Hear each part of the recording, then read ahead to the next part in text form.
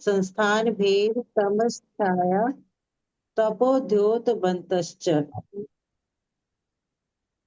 अण्वः स्कन्धाश्च भेद संघातेभ्य उद्यपन्ते उत्पद्यन्ते उत्पद्यन्ते भेदादनु भेद चाक्षुष संघाताभ्यां चाक्षुष अब आज सद्द्रव्य लक्षणम अब दीदी आज उत्पाद पढ़ा व्यय द्रव्य युक्तम सत्।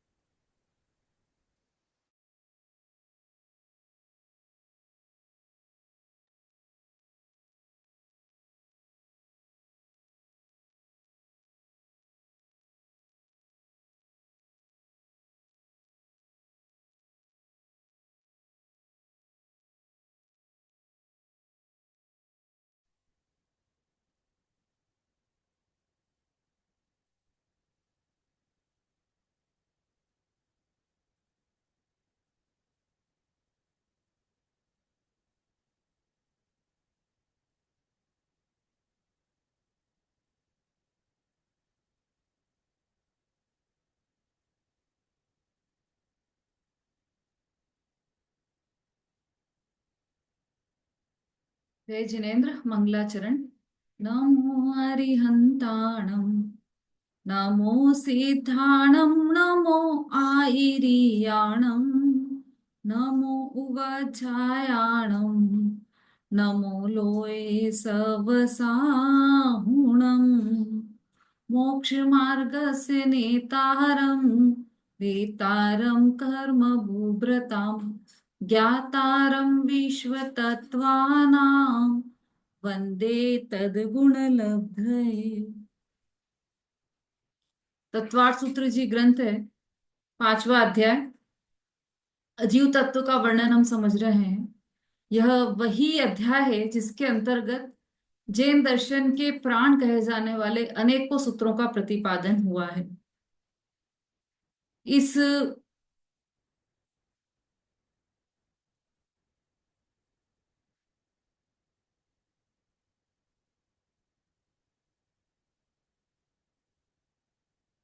अध्याय में हम अजीव तत्व का वर्णन करते हुए बहुत आगे बढ़ चुके हैं और अजीव तत्व में भी पुद्गल द्रव्य का वर्णन कर रहे हैं हम। तो पुद्गल द्रव्य का स्वरूप हमने देखा, स्पर्श रस गंध वर्णवंत पुद्गला।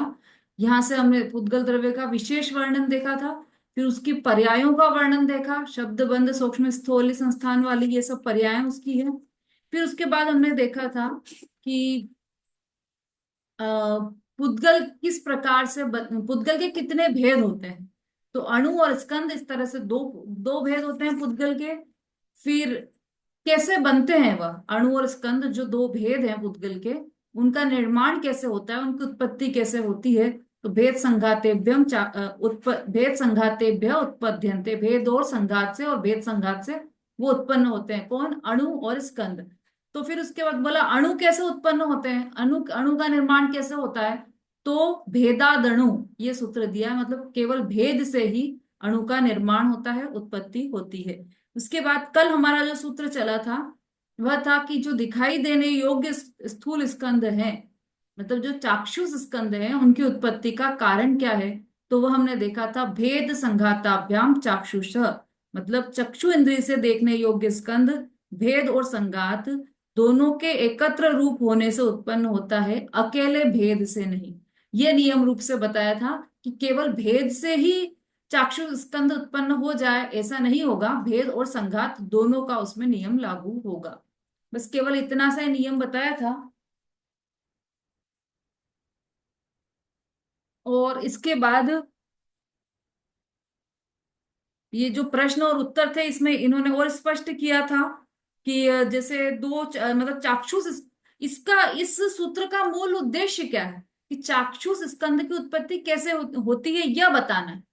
अचाक्षुष स्कंद की उत्पत्ति कैसे होती है यह नहीं बताया इस सूत्र में, केवल यह बताया कि चाक्षुष स्कंद की उत्पत्ति कैसे होती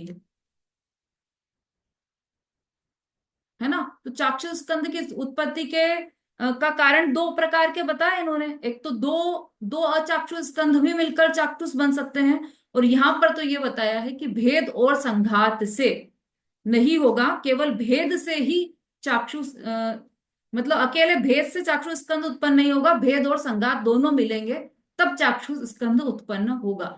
केवल इतना सा यहाँ पर ये नियम बताया है। फिर काफी इसमें डिटेल हमारा चल चुका है। ऑक्सीजन और हाइड्रोजन की भी बात की थी हमने, पर उसमें जहां जहां भी अचाक्षुष स्कंध की उत्पत्ति का कारण बताया है उसमें तो बहुत सारी बातें हो सकती है, लेकिन हम यहाँ पर बात कर रहे हैं सिर्फ चाक्षुष स्कंध की, तो वह भेद और संघात दोनों से होगा। ठीक है, इसका मूल उद्देश्य यही है। और बाकी देखा जाए तो इसका इतना सारा डिटेल है। पहली बात तो यह है कि अणु तक भी कोई नहीं पहुंच पाया पूरे संसार में। स्थूल स्कंध तक ही पहुंचते हैं, सूक्ष्म स्कंध तक भी नहीं पहुंच पाया कोई भी कह लीजिए कोई भी दर्शन, कोई भी मत ऐसा नहीं है जो स्थूल स्कंध तक भी, जो सूक्ष्म स्कंध तक भी पहुंच पाया हो। अणु तो बहुत दूर की बात है। केवल ज्ञानी की सामर्थ्य ऐसी थी, सर्वज्ञ देव की सामर्थ्य ऐसी है कि जो उन्होंने हमें अणु बता दिया, दिव्य ध्वनि में हमें ये समझा दिया कि ये अणु नाम का भी कोई पदार्थ होता है, इतना सूक्ष्म जो कभी भी इंद्रिय गोचर नहीं होगा। तो जब इंद्रिय गोचर ही नहीं है तो हमें कैसे समझ में आएगा? तो इसलिए हमारे समझ में नहीं आता, हमारी समझ से परे है। इसलिए जितना इसमें डिटेल बताया है बस उतना ही सफिशियंट है, उससे ज्यादा समझने की सामर्थ्य हमारी नहीं है। बाकी सब केवल ज्ञान गम्य है। हाँ बोलिए रेणु जी। दीदी, आपने कहा कि मतलब केवल ज्ञानी की ही सामर्थ्य है कि उसने अणु बताया, लेकिन आजकल जैसे साइंटिस्ट अणु बम बना रहे हैं, तो फिर वो क्या चीज है? हाँ, अच्छा प्रश्न किया आपने, और तात्कालिक परिस्थितियों से जुड़ा हुआ प्रश्न भी है आपका। अणु, हम परमाणु जी बम फोड़ देंगे, वो परमाणु, तो वो परमाणु नहीं है, वो परमाणु का मतलब अणु नहीं है, वो तो स्कंध ही है। वो अणु नहीं है, अणु तक अच्छा। तो वो पहुंचे नहीं, क्योंकि अणु तो इंद्रिय गोचर है ही नहीं ना। उद्गल द्रव्य का जी। सबसे छोटा भाग वह अणु होता है। अब वो तो अविभाज्य। जी। स्थूल रूप से दिखाई दे रहा है, तो वो तो स्कंध ही है। उसका नाम रख दिया उन्होंने परमाणु, लेकिन वो वास्तव में परमाणु या अणु नहीं है। ठीक है, जी ठीक है दीदी। अणु तो बहुत छोटा अंश है, वो कभी भी इंद्रिय गोचर नहीं होगा। अणु तो दूर की बात है, स्थूल जो सूक्ष्म अणु है वो भी, कार्बन शरीर ही नहीं दिखाई देता हमें, तो अणु तो बहुत दूर की बात है। तो ये वास्तव में सब केवल ज्ञान गम्य है। इसलिए इस विषय में ज्यादा चर्चा नहीं करते हुए, इसमें कोई किसी को कोई प्रश्न हो तो पूछ सकते हैं वैसे, नहीं तो फिर हम आगे बढ़ेंगे, क्योंकि इस चर्चा का कोई अंत नहीं है। और ये वास्तव में तो केवल ज्ञान गम्य है, इसके सभी प्रश्नों का उत्तर तो केवल ज्ञानी ही दे सकते हैं। उनके ज्ञान में ही स्पष्ट रूप से प्रतिभासित हो रहा है ये। ठीक है, तो हम अब 29वें सूत्र पर बढ़ रहे हैं, जो कि वास्तव में जैन दर्शन का प्राण सूत्र है, जो जैन फिलॉसॉफी का आधार स्तंभ है। ऐसा यह सूत्र है, 29वां और 30वां, ये दोनों सूत्र ये जो आ रहे हैं हमें, हमारे आगे के इसमें आ रहे हैं, कंटिन्यूटी में आ रहे हैं, जो 29वां और 30वां सूत्र, ये वास्तव में जैन दर्शन के प्राण है। अब चूंकि इस अध्याय में, 5वें अध्याय में अजीव तत्व का वर्णन है, और चूंकि हमारा अभी इतनी देर से पुद्गल द्रव्य का वर्णन चल रहा है, तो अब ये जो दो सूत्र आ रहे हैं, लिखे तो गए हैं मतलब पुद्गल द्रव्य के लिए ही, लेकिन वास्तव में ये ऐसे सूत्र हैं जो सभी द्रव्यों के लिए लागू होते हैं, और सभी मतलब द्रव्य का क्या स्वरूप है ये बताने वाले कुछ विशेष सूत्र हैं ये दोनों, 29वें और 30वें नंबर का। तो चलिए आइए हम देखते हैं इसको। इस तरह छह द्रव्यों के विशेष लक्षणों का कथन किया जा चुका। कर दिया ना, सब द्रव्यों के लक्षण, विशेष लक्षण बता दिए थे, आए थे सूत्र, ध्यान है किसी को? केवल एक रेणु जी की गर्दन हिल रही है। किसी को ध्यान है? छह द्रव्यों के लक्षण आए, वो सूत्र ध्यान है किसी को? नहीं ध्यान है? क्या बात है भाई, पूरा चल गया अध्याय। चलिए रेणु जी आप ही बोलिए। सूत्र तो नहीं पता, लेकिन लक्षण पता है उनके। क्या है लक्षण? जैसे जीव द्रव्य का चेतनत्व है, अजीव द्रव्य पुद्गल द्रव्य का रूप रस गंध वर्ण है, धर्म द्रव्य का स्थायित्व स्थायित्व है, अधर्म द्रव्य का गति हेतुत्व है, उल्टा और उल्टा। आकाश द्रव्य को,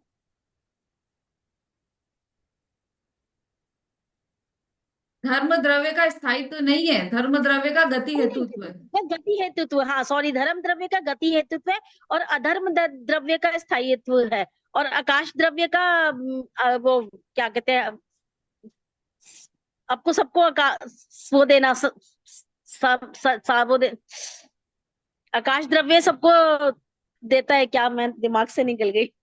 हाँ, अवगाहन देता है। हाँ, अवगाहन हेतु और काल द्रव्य का वर्तना हेतुत्व है। कुंद प्रभा जी।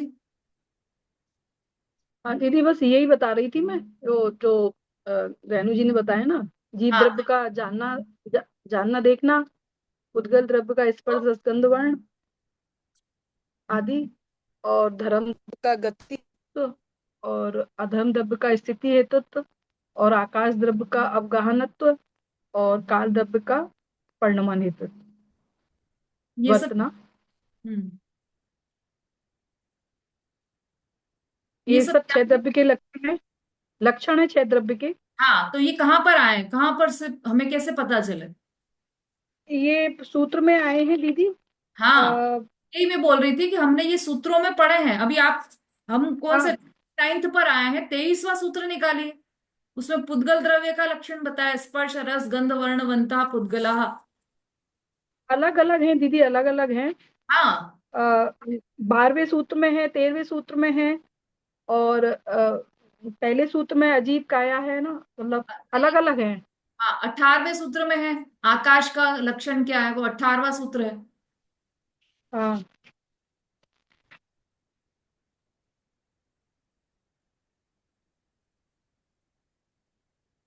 22वें सूत्र में काल द्रव्य का है। हाँ, अलग अलग सूत्रों में ये सब लक्षण अलग दी अलग सूत्रों में है। पढ़ चुके हैं। गति हेतुत्व, जी। वर्तना हेतुत्व, स्थिति हेतुत्व, अवगाहन हेतुत्व, ये सारे और लक्षण पढ़ चुके हैं। तो ये इसलिए जी 6 द्रव्यों का ये सब विशेष लक्षण है, सामान्य लक्षण नहीं है, विशेष लक्षण है। अगर आपने भाग पढ़े होंगे, बाल बोध वगैरह, या जैन सिद्धांत प्रवेशिका पढ़ा होगा, तो उसमें सामान्य गुण और विशेष गुण, ऐसे 2 प्रकार के जी गुण बताए हैं। गुण के 2 भेद बताए, सामान्य गुण और विशेष गुण। तो जो विशेष गुण है वो जीव के ज्ञान दर्शन चेतना, ये विशेष गुण है। उद्गल के स्पर्श रस गंध वर्ण, ये विशेष गुण है। धर्म के गति हेतु, ये जो लक्षण हम बता रहे हैं ना, वो सब विशेष गुण बताए। तो इसलिए यहाँ पर लिखा कि 6 द्रव्यों के विशेष लक्षणों का कथन किया जा चुका है। अब 6 द्रव्यों का सामान्य लक्षण कहते हैं। सामान्य लक्षण क्या है, जो सभी द्रव्यों में लागू पड़ता है, ऐसा सामान्य लक्षण क्या है, उसके लिए 29वें नंबर का सूत्र यहां पर पढ़ते हैं। सद्द्रव्य लक्षणम, क्या है सूत्र? सद्द्रव्य लक्षणम, द्रव्य का लक्षण सत है। और इसी के साथ हम 30वां सूत्र भी ले लेते हैं, क्योंकि दोनों का मिलकर अर्थ ही बनेगा। जैसे सूत्र आया सद्द्रव्य लक्षण, तो अब सद्द्रव्य लक्षणम, तो सद मतलब क्या है? तो सत है उत्पाद व्यय द्रव्य युक्तम सत। इसका उत्तर अगले सूत्र में दिया है, उत्पाद व्यय द्रव्य युक्तम सत।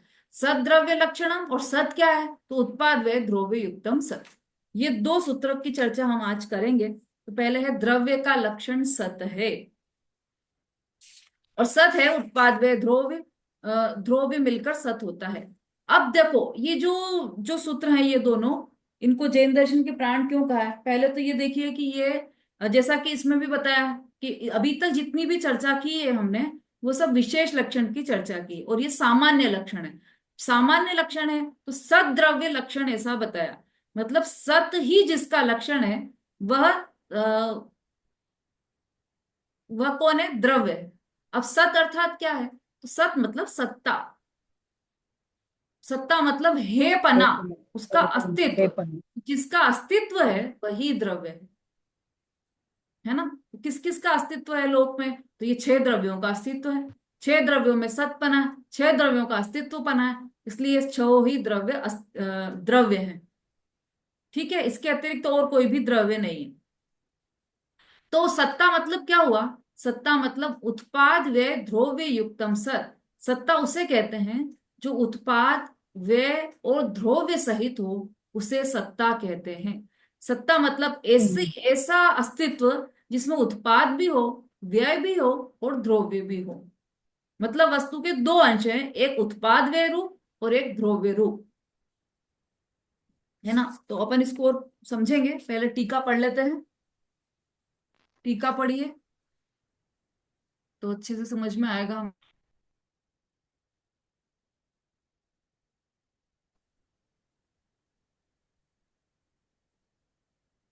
दीदी मैं पढ़ूं?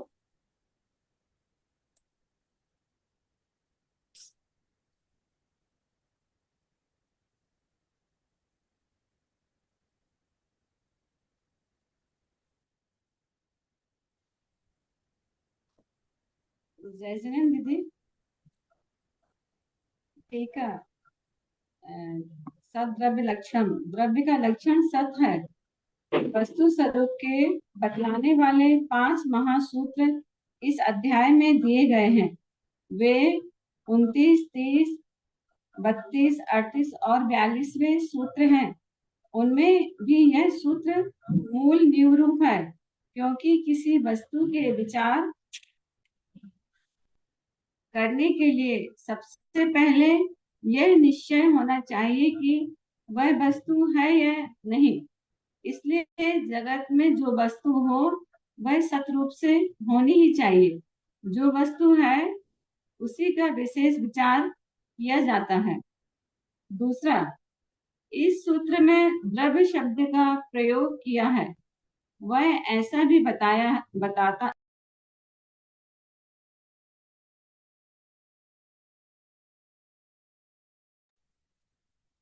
पहला पॉइंट इसको हम समझ रहे हैं। वस्तु स्वरूप के बताने वाले 5 महासूत्र इस अध्याय में दिए गए हैं। इनको सूत्र नहीं बोला, महासूत्र बोला है। 5, इनको 5 सूत्रों को। तो उसमें से 29, 30 ये वाला सूत्र भी है। आगे आएंगे 32, 38 और 42, उसकी चर्चा तभी करेंगे हम। अब ये जो 5 सूत्र है उसमें भी मुख्य सूत्र यह है, नींव रूप है। क्योंकि किसी वस्तु के विचार करने के लिए सबसे पहले ये निश्चय होना चाहिए कि वह वस्तु है भी या नहीं, है ना। अभी हम सब यहाँ बैठकर चर्चा करते हैं द्रव्य की। क्या चर्चा? पुद्गल द्रव्य। अभी इतने दिनों से हमारी क्या चर्चा चल रही है? स्कंद क्या होता है, अणु क्या होता है, पुद्गल के 2 भेद हैं, स्कंद कैसे बन जाते हैं और चाक्षुष स्कंद कैसे बन जाता है, ये सब चर्चाएं चल रही हैं। क्यों चल रही है ये चर्चा? क्योंकि हमें पता है कि पुद्गल द्रव्य एक द्रव्य है, वह वस्तु है, उसका अस्तित्व है, इसलिए हम उसकी चर्चा कर रहे हैं। हम यहाँ बैठकर आकाश के फूल की चर्चा नहीं कर रहे, क्योंकि हम जानते हैं कि उसकी कोई सत्ता ही नहीं।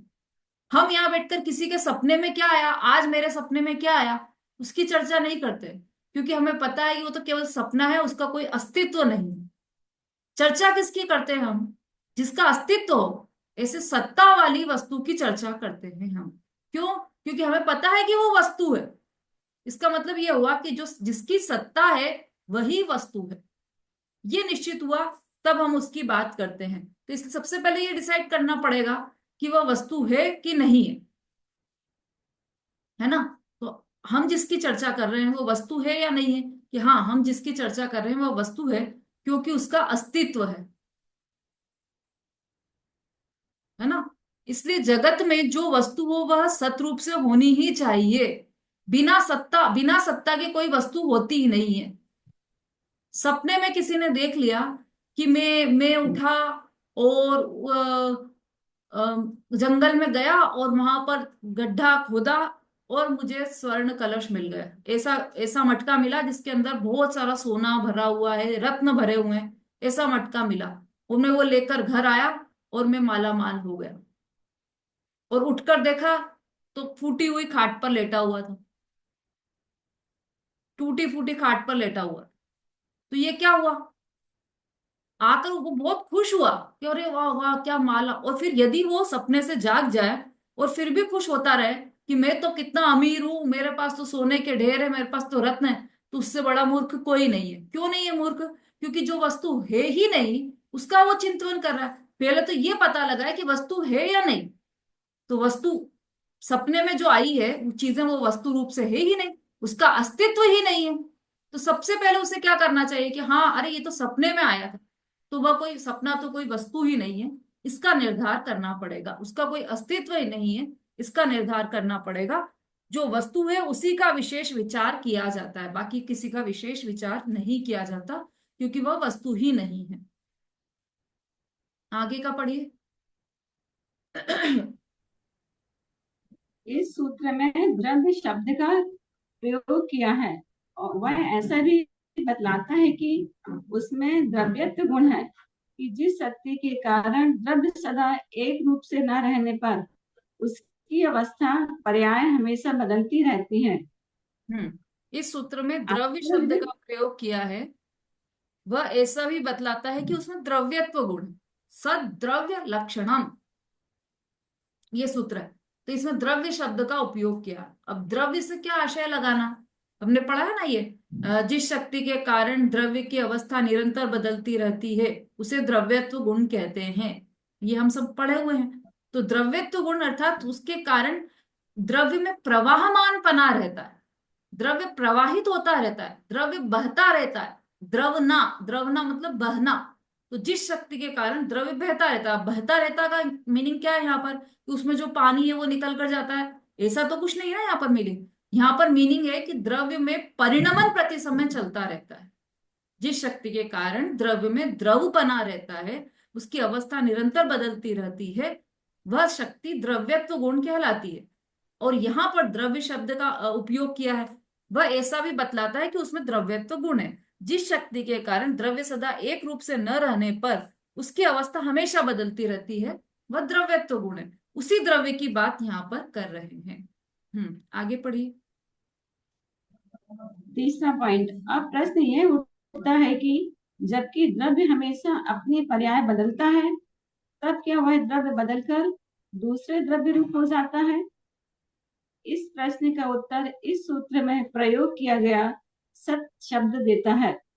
सत शब्द बतलाता है कि द्रव्य में अस्तित्व गुण है और इस शक्ति के कारण द्रव्य का कभी नाश नहीं होता।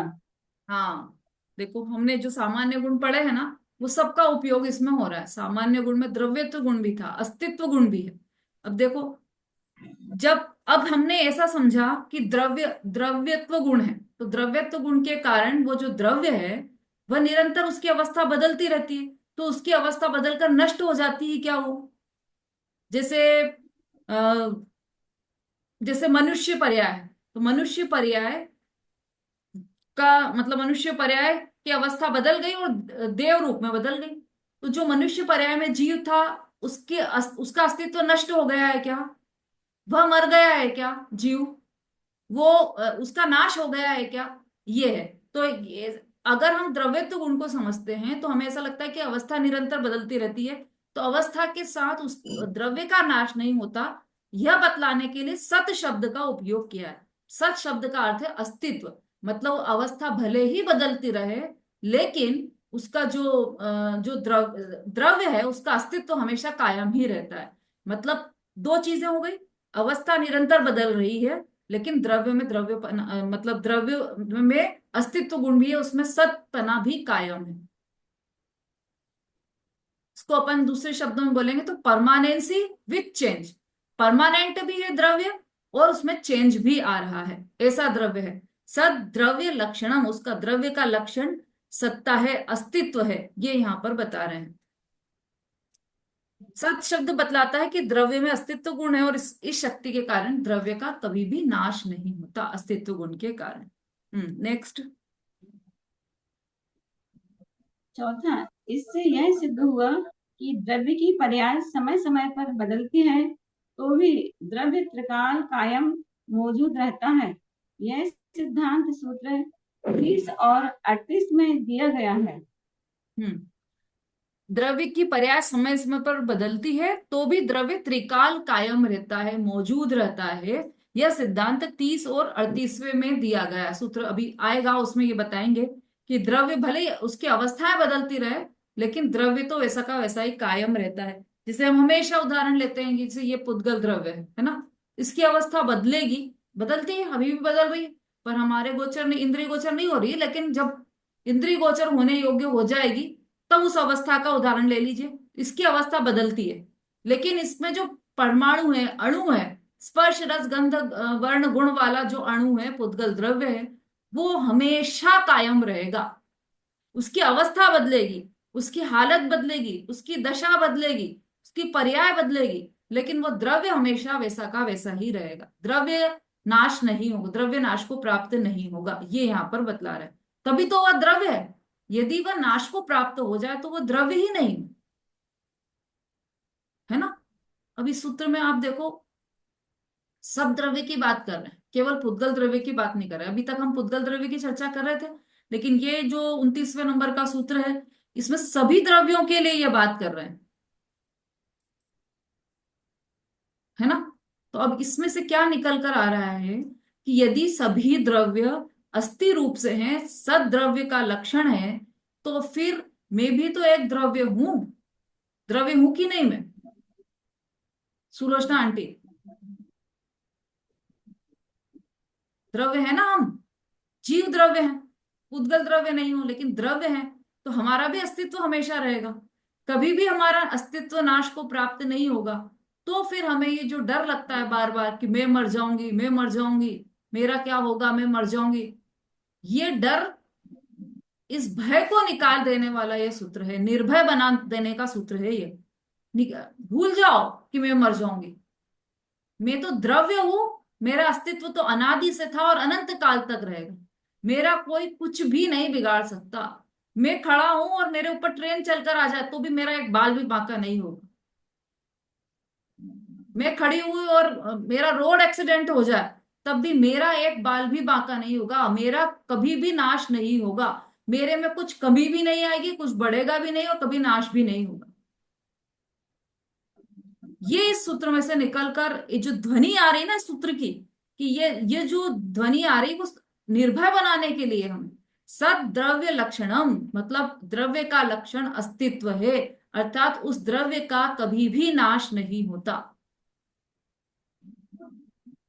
इस उद्देश्य से ये पढ़ते जाना, मतलब इस लक्ष्य से ये सारे सूत्र ग्रहण करते जाना। पुद्गल द्रव्य में भी सद्द्रव्य लक्षण है, क्योंकि वो द्रव्य है। तो द्रव्य तो कितने हैं, 6 द्रव्य हैं, वैसे तो अनंत द्रव्य है, तो अनंत द्रव्य ही सब सत लक्षण वाले हैं, किसी भी द्रव्य का नाश नहीं होगा। और यदि नाश नहीं होगा तो नया उत्पन्न भी नहीं होगा, क्योंकि जिसका नाश नहीं होगा वो अनादि से है ना। सद्द्रव्य लक्षणम ये बता दिया, तो द्रव्य का लक्षण अस्तित्व है। अस्तित्व है तो कब से, कि अनादि से और अनंत काल तक रहेगा। इसका मतलब जो नया उत्पन्न होगा वो द्रव्य नहीं है।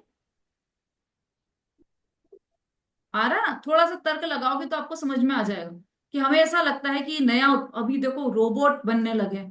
अभी आप चाइना में देखो, चाइना तो 2050 में जी रहा है, 25 साल आगे बढ़ गया है। तो वहां पर क्या हो रहा है, सारे काम रोबोट कर रहे हैं। होटल होटल में जाओगे वहां चाइना के, तो रूम सर्विस देने कौन आएगा, रोबोट। आप कॉल करके कि हमें पानी चाहिए, तो वो रोबोट लाकर पानी देगा, और आपके रूम के बाहर खड़े होकर आपको कॉल करेगा, और आप फिर रूम खोलकर वो आप उसमें से पानी, उससे पानी लोगे और वो वापस चला जाएगा। तो ये सारी व्यवस्था रोबोट, और कई चीजों में रोबोट लग गए। तो रोबोट एक नया द्रव्य उत्पन्न हो गया ना, क्योंकि न तो वो जीव है न पुद्गल है। मतलब जीव भी है और पुद्गल भी है। पुद्गल तो है ही, और जीव का काम कर रहा है सारा, वो सुन रहा है, समझ रहा है ना। जो हम बोलते हैं वो समझ रहा है। हम कह दें रोबोट से हम कह दें कि आज मुझे दाल चावल खाना है, तो वो दाल चावल बनाकर लाकर दे दे। समझ रहा है ना वो, उसको पूरी प्रोसेस पता है कि दाल कैसे बनेगी, चावल कैसे बनेगी, सब लाके दे देगा वो। तो समझ रहा है, तो वो पुद्गल द्रव्य तो है ही, दिखाई देता है क्योंकि हमें कि ये पुद्गल द्रव्य, और लेकिन वो जीव द्रव्य भी है। तो एक नया द्रव्य उत्पन्न हो गया कि नहीं हो गया, अनीता जी? जी। जिसके है पन अस्तित्व हो, जिसके है पन अस्तित्व हो, वह द्रव्य है। इस तरह अनीता जी दोसा।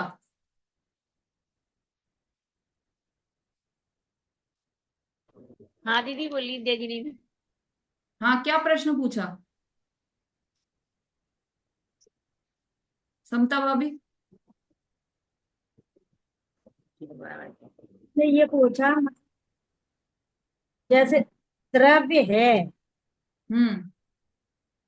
हाँ, तो प्रश्न क्या है? जे मतलब आप वो ये समझ में नहीं आ रहा था कि दाल चावल बन जाते, मतलब उसको कहता है ऐसा कुछ आपने बोल रही थी। हाँ, उपयोग यही लगाना पड़ेगा। निशा जी बोलिए। हाँ, राजना देवी ने मुझे द्रव तो दीदी 6 या 7 बार द्रव कैसे हो जाएगा? रोबोट मतलब 7 बार कैसे, समझ में नहीं आएगी। हाँ, ये प्रश्न पूछा था मैंने कि रोबोट एक अलग द्रव्य हाँ हो गया ना, क्योंकि वो पुद्गल भी दिखाई देता है और हमें जीव भी दिखाई देता है, उसमें समझ तो पूरी है, हाँ ज्ञान भी पूरा है उसमें। जिसमें ज्ञान है हाँ। वो तो जीव है। तो रोबोट तो फिर एक अलग द्रव्य हो गया जो पुद्गल और जीव से मिलकर बना है। तो ऐसा है क्या? ऐसा निशा जी मना कर रही है, क्यों? ऐसा क्यों नहीं है? क्या कारण है इसका? कारण भी अभी बताया था मनी जी।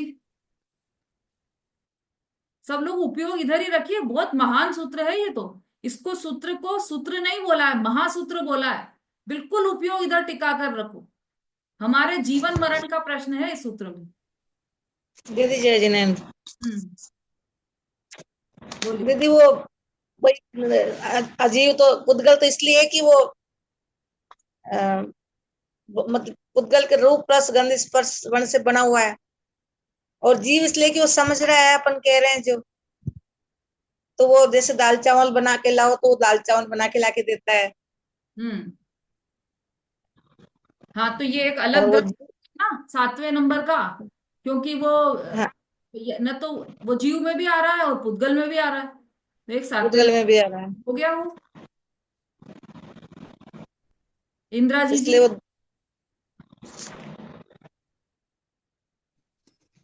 विश्व में 6 ही द्रव्य होते हैं, 7वां हो ही नहीं सकता। तो फिर ये रोबोट कौन सा द्रव्य है? कोई सा भी द्रव्य नहीं है, पुद्गल हाँ। है वो तो। द्रव्य है ही नहीं, वो पुद्गल है वो तो। हाँ, पुद्गल द्रव्य है रोबोट भी मणि जी। रोबोट 7वां द्रव्य नहीं उत्पन्न हुआ। यदि वो 7वां द्रव्य होता तो उसका अस्तित्व नया कैसे उत्पन्न होता? फिर तो वो पहले से होना था। द्रव्य का तो गुण ही बता रहे हैं, सद द्रव्य लक्षणम, मतलब जिसका अस्तित्व अनादि से और अनंत काल तक रहेगा। वो तो नया उत्पन्न हो गया, तो नया उत्पन्न हो गया इसका मतलब पहले नहीं था, तो वो द्रव्य ही नहीं हुआ, है ना। और वो पुद्गल द्रव्य ही है, क्योंकि उसमें ज्ञान नहीं है। ज्ञान नहीं है उसमें, कि हमें तो दिखाई देता है कि उसमें पूरा ज्ञान भरा है। हम जो पूछे गूगल से वो बता देता है। हमसे ज्यादा ज्ञान है उसमें तो, रोबोट में, है ना। नहीं, लेकिन वो जो ज्ञान है वो फीड किया हुआ है। जैसे टेप रिकॉर्डर है, उसमें हम कुछ भी बोल दे तो वो फीड हो जाता है ना, ऐसे रोबोट में फीड हो गया है। उसमें स्वयं में ज्ञान नहीं है। उसमें उसमें जो फीड करने वाला है वह ज्ञान वाला वो जीव द्रव्य है। ठीक है, तो इसका मतलब रोबोट 7वां द्रव्य नहीं है, और विश्व में केवल 6 द्रव्य ही है जाति अपेक्षा। अनंत द्रव्य है वैसे तो, पर जाति अपेक्षा 6 द्रव्य हैं। कभी भी 7वां द्रव्य नहीं आएगा, क्योंकि यदि आया तो फिर उसका नया अस्तित्व उत्पन्न होगा। तो फिर जिसका अस्तित्व नहीं हो वो द्रव्य तो हो ही नहीं सकता। द्रव्य की परिभाषा में फिट बैठना चाहिए ना। सत द्रव्य लक्षणम, जिसका अस्तित्व है वही द्रव्य है, अस्तित्व वाला ही द्रव्य है। चलिए कुंद प्रभा जी बोलिए। दीदी वो तो पढ़ने के लिए हैंड्रेस है। हाँ, पढ़िए।